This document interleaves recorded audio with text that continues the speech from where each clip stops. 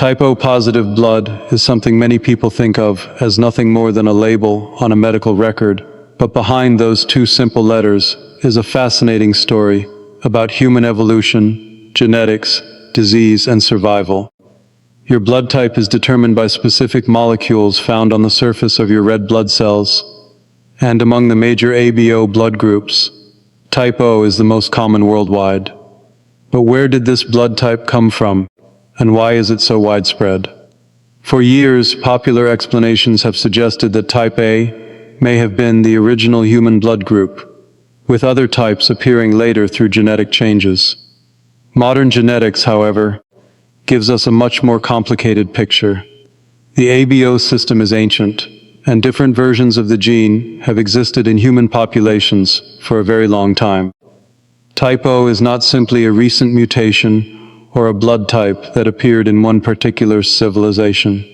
Instead, it represents genetic variants that have been carried through countless generations, and some of these variants became especially common in certain populations.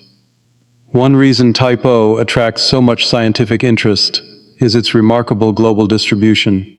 It is particularly common among many indigenous populations of the Americas, and is also found at high frequencies in several Pacific populations.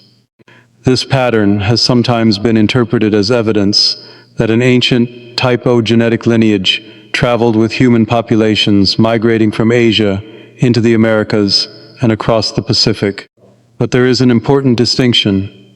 The presence of type O in these populations does not prove that type O was the original human blood type. Human migration, population bottlenecks, natural selection, and genetic drift all influence blood type frequencies, and scientists continue to study how these forces shaped the ABO system. What we do know is that the O form of the ABO gene produces a non-functional version of the A or B modifying enzyme, meaning that red blood cells do not receive the A or B carbohydrate structure. Instead, they retain the basic H antigen. That difference may sound microscopic, but it can have significant biological consequences. Your blood cells are constantly interacting with viruses, bacteria, parasites, and other molecules in your environment. And sometimes the very structures that define one blood type can become attachment points for infectious organisms. This is where the story of type O becomes particularly interesting. One of the strongest examples involves malaria. Certain malaria parasites interact with molecules on red blood cells and can influence how infected cells stick together or attach to blood vessels. Research has found that people with type O blood may have some protection against severe forms of malaria compared with people carrying a blood. Although blood type is certainly not the only factor determining whether someone becomes seriously ill.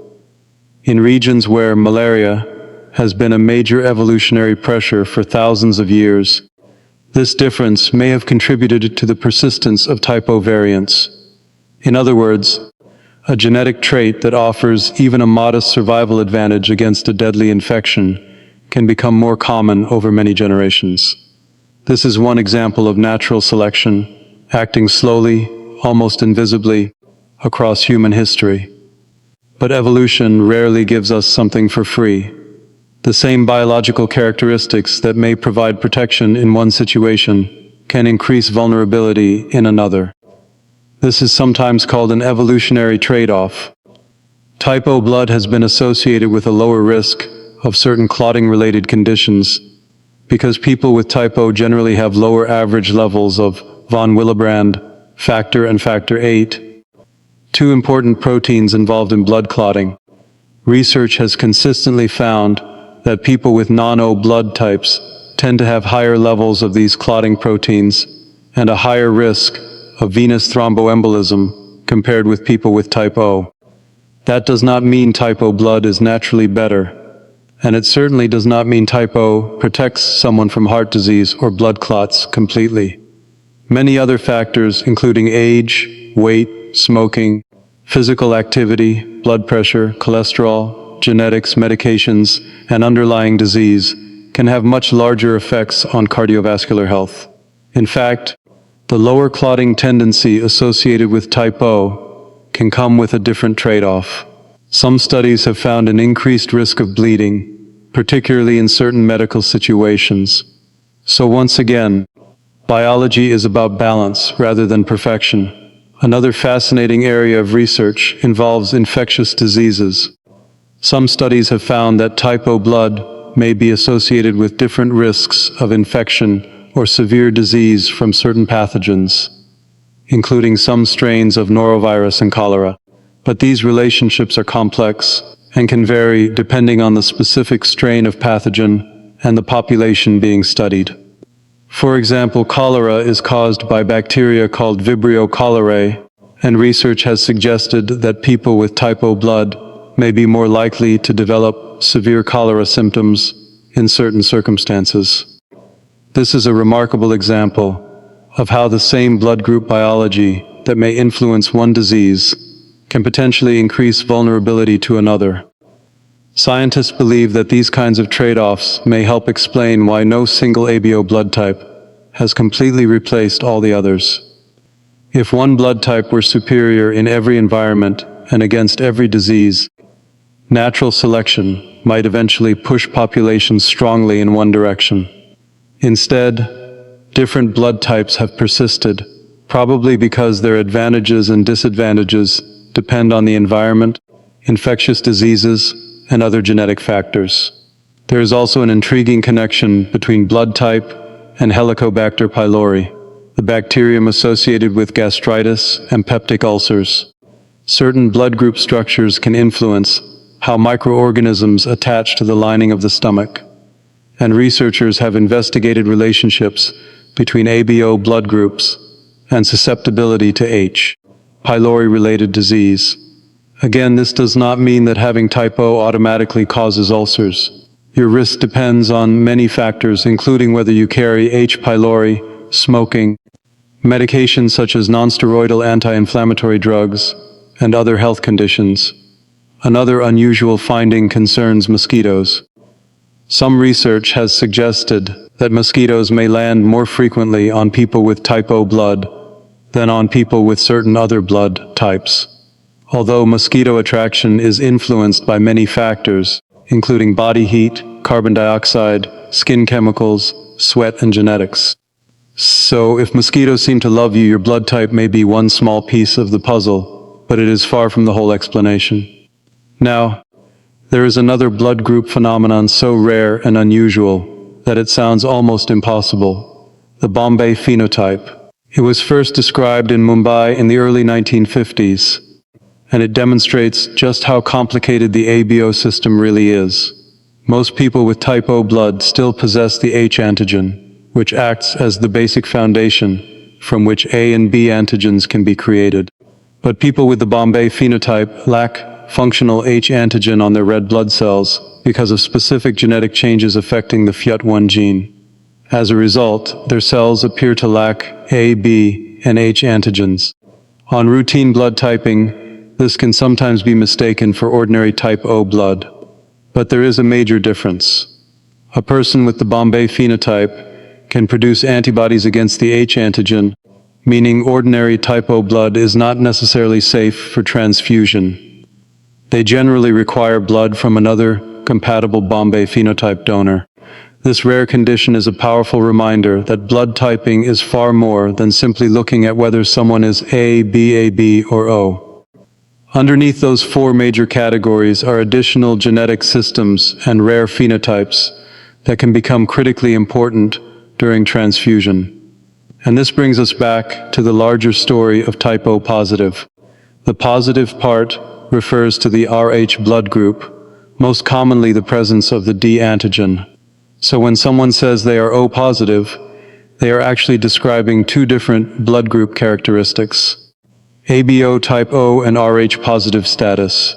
O positive is extremely common in many populations, which makes O positive blood particularly important for healthcare systems. However, it is important not to confuse O positive with the universal red cell donor type. That distinction belongs to O negative for red blood cell transfusions in emergency situations, although actual transfusion decisions depend on the clinical circumstances and blood bank protocols. Your blood type also does not determine your personality, intelligence, destiny, or whether a particular diet is right for you.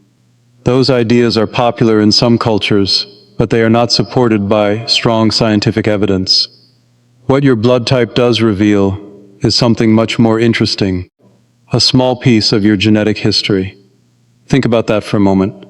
Every red blood cell circulating through your body carries molecular features shaped by genes inherited from your ancestors.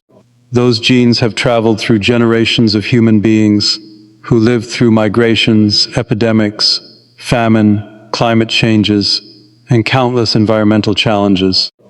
Some of the genetic patterns that exist today may have been influenced by ancient diseases that no longer threaten us in the same way. Others may simply have survived because of random genetic drift or population history. This is why the idea that type O is a survival shield should be understood carefully. Type O is not a magical defense system, and having O-positive blood does not make someone immune to infections, cancer, cardiovascular disease, or other illnesses. Instead, researchers see blood type as one biological factor that can subtly influence disease susceptibility or severity.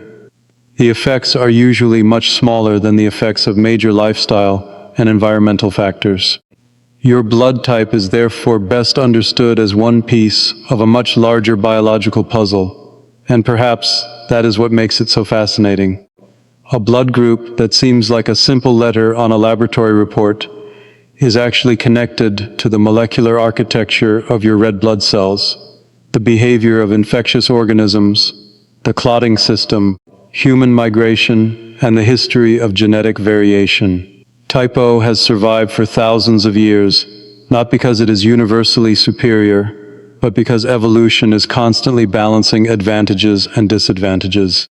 A trait that helps in one environment may be neutral in another, and potentially harmful under different conditions.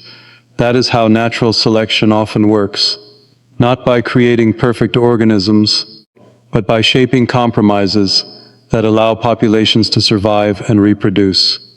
So the next time you see O-positive written on a medical record, remember that it represents more than a transfusion category. It is part of an ancient genetic system shared across humanity, shaped by biological history that stretches far beyond recorded civilization.